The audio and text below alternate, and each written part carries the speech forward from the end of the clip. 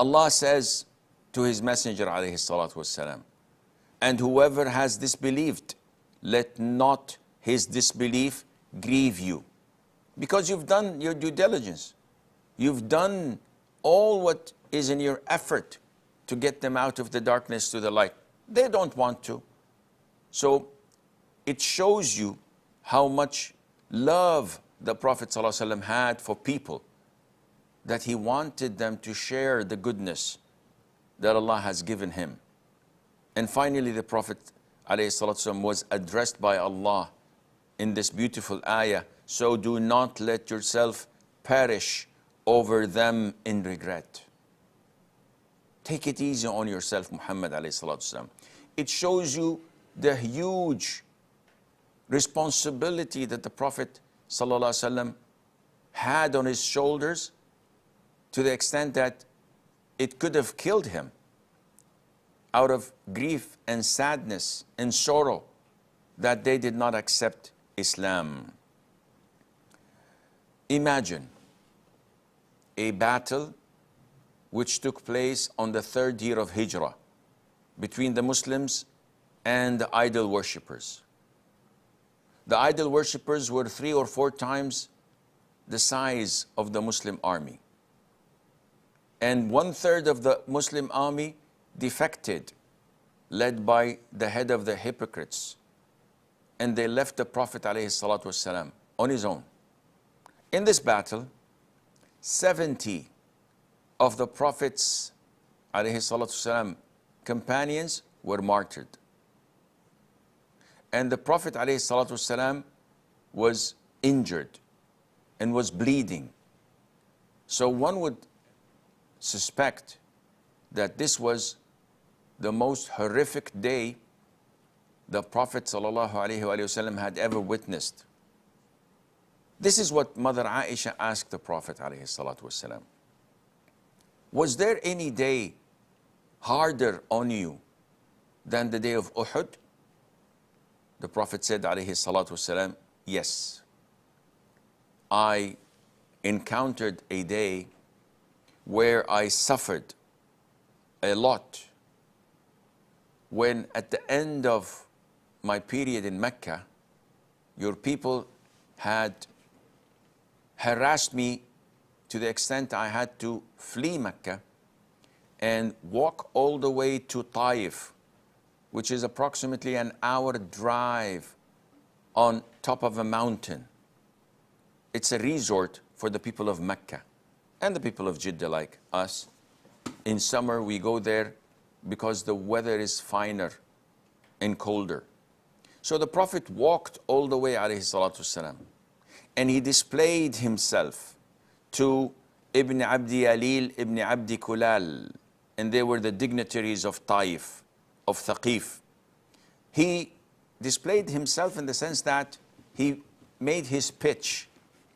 This is who I am the messenger of Allah, listen to the Quran, listen to my presentation.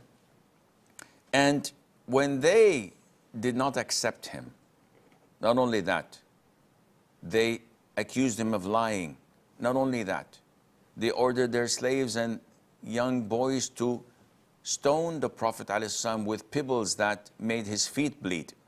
He said, I went down the mountain and I was absent-minded. I could not recollect anything.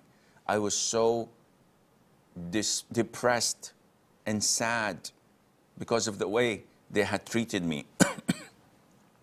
I came back to my conscience and I was awakened at Qarn al-Tha'alib. Imagine walking down for 3-4 hours, not remembering anything, totally blinded because of this grief. And Jibreel came to me and said to me, O Muhammad, this is the angel of the mountains, first time to descend by the instruction of Allah. And the angel of the mountains said to him, O Muhammad, Allah Azza wa Jal had heard what your people said to you and had done to you. and I am the angel of the mountains, so I'm at your command. If you wish, I could collapse the two big mountains on their heads and annihilate them all.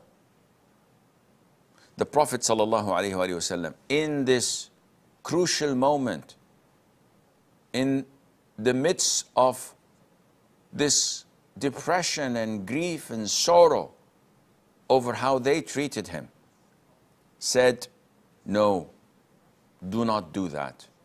I am hopeful and wishful that Allah Azza wa Jal would extract from their offspring children and men who would testify that there is no God worthy of being worshipped other than Him.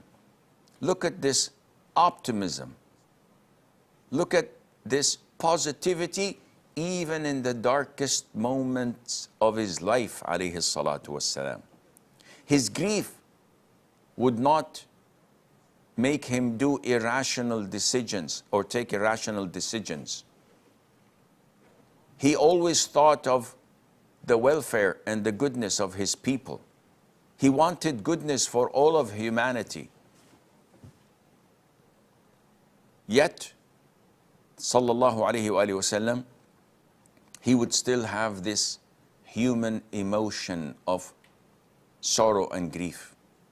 Imagine his beloved uncle, Abu Talib, who took care of him for over 40 years, shielded him, protected him, gave him a safe haven, and prevented the idol worshippers from attacking him. The Prophet relentlessly, alayhi salatu wasalam, tried his level best that he accepts Islam, but it was Allah's will. When he died, he was grieved by it. Allah the Almighty comforted him by saying, indeed, O Muhammad, you do not guide whom you like, but Allah guides whom He wills. Full stop. End of sorrow and grief. Yes, I love my uncle, but if this is the will of Allah, there's nothing I could do. And this is an ayah we should all ponder upon. You watching me, you're Muslim with the grace of Allah. The majority of you are Muslims by birth, and there are those whom Allah guided them to revert to Islam. You are the chosen one. Allah has given you this beautiful religion on a plate of gold or silver. You should be grateful and show your gratitude and remain steadfast on Islam when you look at those whom Allah did not will to guide.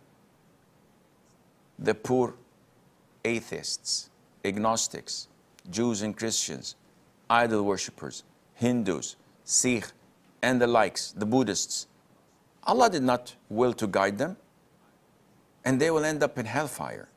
They chose. They had everything in front of them. They had the evidences to prove to them that Islam is the religion of Allah. They turned their back. They shrugged their shoulders, said, not interested, not convinced. And they will pay dearly with depression in this life and with hellfire on the in the hereafter.